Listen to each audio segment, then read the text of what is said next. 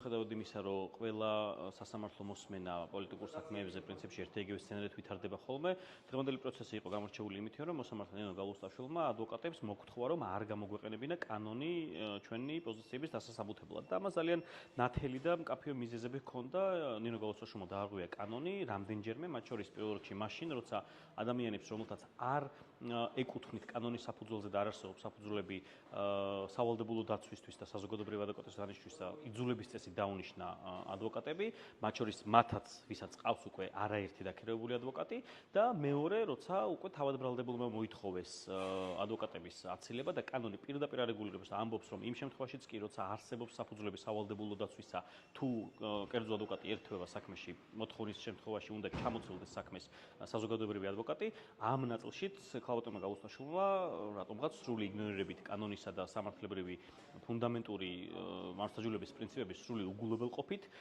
ჩათვალა, რომ ეს მეორე ხარისხოვან ადვოკატებად უნდა გამოიყენოს, სათადარიგო ადვოკატებად უნდა გამოიყენოს საზოგადოებრივი ადვოკატები იურიდიული დახმარების სამსახურით და ეს უკანა რიგში ისხდებიან მეტაფორულად რო ვთქვა, სანამ ჩვენ ბრჭყალებში კარგად ვიქცევით და მე როცა მოუნდება წინ გადმოსვამს და უკვე იმათ დაავალეს პროცესის წარმართვას. ნიშანდობლივია ისიც და დიდი მადლობა ეკუთვნით საზოგადოებრივ ადვოკატებსაც იმისთვის, რომ ძალიან დასაბუთებული კანონიერი და რაც თავარია ღირსეული პოზიცია დაიჭერეს იმასთან დაკავშირებით, რომ მათ არ აქვთ უფლება და შესაძლებლობა დაიცვან ბრალდებულების უფლებები ამ პირობებში, როცა მათ უკვე ყავთ ადვოკატი და მეორე, როცა მათ არ აქვს შესაბამისი მითითება ან ნებართვა თავად ბრალდებულებისგან აღებული. ასევე მნიშვნელოვანი არის ისიც, რომ ყველა პრინციპში გარდა ქალბატონი გალუსტაშვილისა და პროკურატურისა ვიყავით ერთ აზრზე და ძალიან ერთხმა და ერთიანი პოზიცია ჰქონდა ყველა მონაწილეს პროცესისა მათ გარდა, თუმცა სამწუხაროდ როგორც მოგეხსენებათ, ამ პროცესში გალუსტაშვილი არის